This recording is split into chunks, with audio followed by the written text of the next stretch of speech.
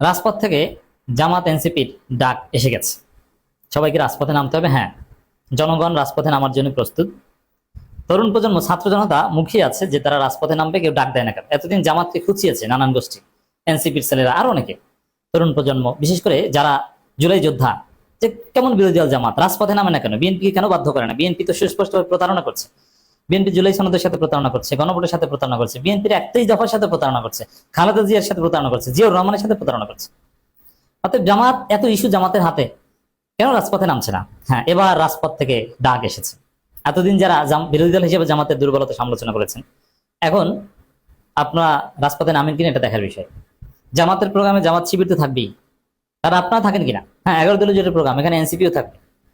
কে কি ভূমিকা পালন করেন? এনসিপি নাসিরুদ্দিন পাটোয়ারিরা মুখ্য ভূমিকা পালন করবে, নাই নো দ্যাট, কারণ মাঠের নেতা নাসিরুদ্দিন পাটোয়ারিরা। কিন্তু সাধারণ জনগণ, অ্যাক্টিভিস্ট, বুদ্ধিজীবী সবাইকে নামতে হবে। অলরেডি শহীদুল আলমরা কার্যত মাঠে নেমে গিয়েছে। এই যে দেখেন, আলোকচিত্রী শহীদুল আলম এবং আন্তর্জাতিক খ্যাতি সম্পন্ন অ্যাক্টিভিস্ট, যিনি প্রচন্ড জামাত শিবির বিরোধী, মারাত্মকভাবে নারী ইস্যু থেকে শুরু করে নানান প্রশ্নে, সেই শহীদুল আলম এখন শিবিরের প্রোগ্রামে যাচ্ছে। এর মানে দেশকে বাঁচাতে হলে, 54 বছরের চোর পুলিশ খেলা থেকে জাতিকে মুক্তি করতে হলে, যে জুলাই বিপ্লবের ফলে যে মহান সুযোগ আমাদের সামনে এসেছে, এই সুযোগটা যদি হাতছাড়া না হয়, আমরা যেন সুফল পাই, এটা যদি নিশ্চিত করতে হয়, তাহলে এখনই রাজপথে নামতে হবে। অঙ্কুরেই, শুরুতেই বিএনপি সরকার যার দায়িত্ব নিয়েছে, শুরুতেই যদি বিএনপিকে একটা ডলা দেওয়া যায়, রাজপথে জন আন্দোলন করা যায়, তাহলে বিএনপি জুলাই সনদ পরিপূর্ণভাবে মানতে বাধ্য হবে বলে আমরা মনে করি।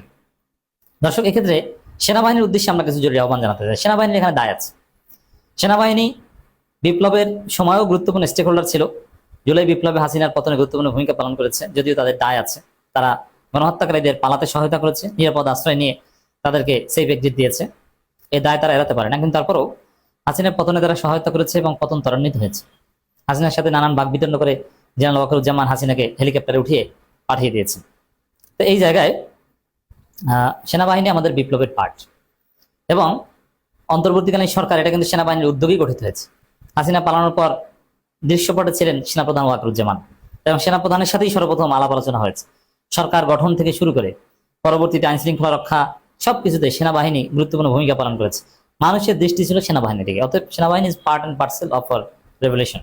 সেই জায়গায় গণভোট বলেন সবকিছুতে, এবং হাসিনা পতন থেকে শুরু করে বিপ্লব, সব জায়গায় সেনাবাহিনীর একটা রেলেভেন্স আছে। অতএব বিএনপি যেহেতু গণভোটের সাথে 70% জনগণের মতামতের সাথে বেইমানি করছে, প্রতারণা করছে, এই জন্য বিএনপিকে বাধ্য করার নৈতিক দায়বদ্ধতা সেনাবাহিনীর আছে।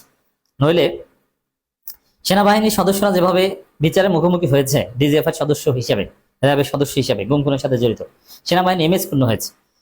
এমনকি সেনাবাহিনী হাসিনার কারফিউর সময়ও জনগণের উপর গুলিও করেছে, যথেষ্ট গালি খেয়েছে, কিন্তু শেষের দিকে ভালো ভূমিকা পালন করে সেনাবাহিনী জনগণের প্রশংসা পেয়েছে।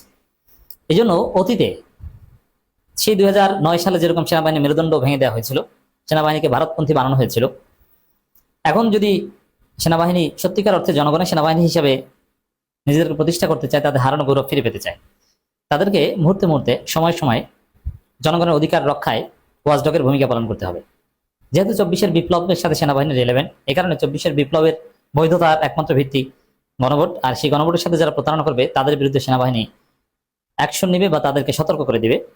এখানে দেখেন, সেনাবাহিনী, ডিজিএফআই, এদের কাছে বিএনপি ধরা আমরা যাই। যেমন বিএনপি যে গুম অধ্যাদেশ বাতিল করছে, মানবাধিকার অধ্যাদেশ বাতিল করছে, বিশেষ করে গুম অধ্যাদেশ বাতিলের ক্ষেত্রে একদম স্পষ্ট কমেন্ট সেকশনে লেখা আছে যে এই গুম অধ্যাদেশ, এটা আমরা রেটিফাই করবো না, সংসদে উত্থাপন করা হবে না, বাতিল করবো। কেন? কারণ এর সাথে যেটা বোঝানো হয়েছে, সরাসরি সেনাবাহিনীর নাম নেওয়া হয়নি, যে সেনাবাহিনীর অনেক সদস্য জড়িত, এই কারণে বাদ। এর মানে একদম স্পষ্ট যে ডিজিএফআই বলেছে যে এই গুম অধ্যাদেশ বাতিল করতে হবে। কারণ ডিজিএফআই, আমরা গুম করবো আর আমাদেরকে ধরবে পুলিশ, এটা তো হতে পারে না। তাদের গুম অধ্যাদেশ বাতিল। অথচ বিএনপির লোকজনই গুমের শিকার ছিল। ইলিয়াস আলীর স্ত্রী যথেষ্ট কষ্ট পাচ্ছেন, মাননীয় এমপি, যে গুম অধ্যাদেশ বাতিল ডিজিএফআই কে খুশি করার জন্য। এই ডিজিএফআই গুম করেছে ইলিয়াস আলীকে, চৌধুরী আলম, আরো অনেক বিএনপির লোকজনই বেশি গুম হয়েছে, এবং বিএনপির লোকজন যাদেরকে গুম করেছে তাদের বেশিরভাগকে হত্যা করেছে। জামাতের যাদেরকে গুম করেছে তারা অনেকে বেঁচে ফিরেছে, আবার অনেকে ফিরতে পারেনি। তো এই জায়গায় ডিজিএফআই তো বেসিক্যালি সেনা অফিসাররা চালায়, এই কারণে সেনা অফিসারদের কাছে বিএনপি ধরা আমরা বুঝি। সেই সেনাবাহিনী যদি বিএনপিকে চাপ দেয় যে আর যাই করেন, রাষ্ট্র চালান, কোনো সমস্যা নাই, আমরা রাজনীতি হস্তক্ষেপ করবো না, কিন্তু জুলাই বিপ্লবে যেহেতু আমাদের দায়বদ্ধতা আছে, আমরা রেলেভেন্ট, গণভোটের গণভোট পুরোপুরি বাস্তবায়ন করেন, গণভোটের সাথে প্রতারণা করবেন না। সেনাবাহিনীর উচিত এরকম একটা রেড লাইন দিয়ে দেওয়া। এবং মানুষ কিন্তু যে কোনো ক্রান্তিকালে সেনাবাহিনীর দিকে তাকিয়ে থাকে। দর্শক, ঢাকায় বিক্ষোভের ডাক জামাত নেতৃত্বাধীন 11 দলীয় জোটের। এর মানে খেলা শুরু হয়ে গেছে, সংসদ ব্যর্থ, সংসদের মাধ্যমে কোনো সমাধান আশা এখনো জামাত করছে না। এমনকি বিএনপি যে নাটকীয় ঘটনা ঘটিয়েছে, ট্রেজারি বেঞ্চ থেকে মুলতবি প্রস্তাব দেওয়া হয়েছে এবং মুলতবি প্রস্তাব গৃহীত হয়েছে, যেটা 53 বছর ইতিহাসে দিস ইজ ফার্স্ট টাইম। এটা একটা প্রতারণা, জামাতের প্রস্তাব ধামাচাপা দেওয়া এবং বিএনপির একটা নতুন ফন্দি ফিকির। তো এই প্রস্তাবে আশা করি জামাত অংশগ্রহণ করবে না। জামাত সংসদে যাবে, কিন্তু এই জুলাই সনদ নিয়ে এগুলো বিএনপি প্রতারণা করছে। মূল ফোকাস রাজপথে হবে এবং এমপিরাও রাজপথে বিক্ষোভ মিছিল করবেন। সংসদের অধিবেশনের টাইমে বিক্ষোভ মিছিল করলে আরো ভালো হতো। ত্রয়োদশ জাতীয় সংসদের প্রথম অধিবেশনের 6ষ্ঠ দিনে গত বুধবার বিকেলে বিরোধী দলীয় সংসদ সদস্যরা ওয়াকআউট করে রাজপথে নামার যে হুঁশিয়ারি দিয়েছেন, সেই পথেই হাঁটার প্রক্রিয়া হিসেবে কর্মসূচির ডাক দেওয়া হয়েছে। জুলাই সনদ কার্যকর এবং গণভোটের ফলাফল অনুযায়ী সংবিধান সংস্কারের দাবিতে আগামী 4 এপ্রিল জাতীয় মসজিদ বাইতুল মোকাররমের উত্তর গেটে বিক্ষোভ সমাবেশ করবে জামাত নেতৃত্বাধীন 11 দলীয় জোট। দেখেন, এখানে জামাতের এই কর্মসূচি ধীরে ধীরে প্যারাডাইম শিফট হবে। এখন জাতীয় মসজিদের উত্তর গেট থেকে শুরু হবে, এরপরে দেখবেন যে শাহবাগে, এরপরে মানববন্ধন, এক পর্যায়ে সমাবেশের ডাক হবে। ধীরে ধীরে রাজপথের কর্মসূচি মানিক মিয়া এভিনিউতে গিয়ে ঠেকবে এবং জনগণ এক পর্যায়ে কর্মসূচি দেবে যে সংসদ সদস্যদের ঘেরাও করা হবে, স্বরাষ্ট্রমন্ত্রী, প্রধানমন্ত্রী গাড়ি থামিয়ে দেওয়া হবে। পরিস্থিতি সেদিকে যাবে।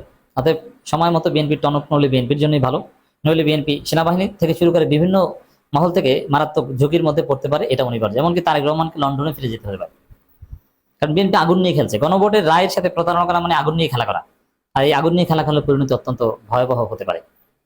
জুলাই সনদ কার্যকর এবং গণভোটের ফলাফল অনুযায়ী সংবিধান সংস্কারের দাবিতে এটা অনুষ্ঠিত হবে। রাজধানীর গুলশানে বৈঠক শেষে সাংবাদিকদের এই কথা জানান 12 দলীয় ঐক্যের সমন্বয় ও জামাত ইসলাম সহকারী সেক্রেটারি জেনারেল হামিদুর রহমান আজাদ। এর আগে বেলা 12টায় জামাত আমির ডাক্তার শফিকুর রহমানের সভাপতিত্বে বৈঠকে অংশ নেন ঐক্যের অন্যান্য দলের শীর্ষ নেতারা। এর মানে এটা ছোটখাটো জাস্ট কোনো কর্মসূচি নয়, that is very serious programme.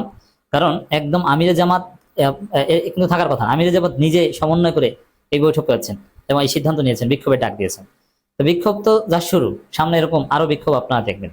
এক কথা যদি বলি যে সংসদ ব্যর্থ, রাজনীতি রাজপথে গড়িয়েছে। আমরাও আহ্বান জানাই যে জামাত এনসিপি যে রাজপথে ডাক দিয়েছে, আসুন আমরা সবাই বিক্ষোভ মিছিলে সামিল হই।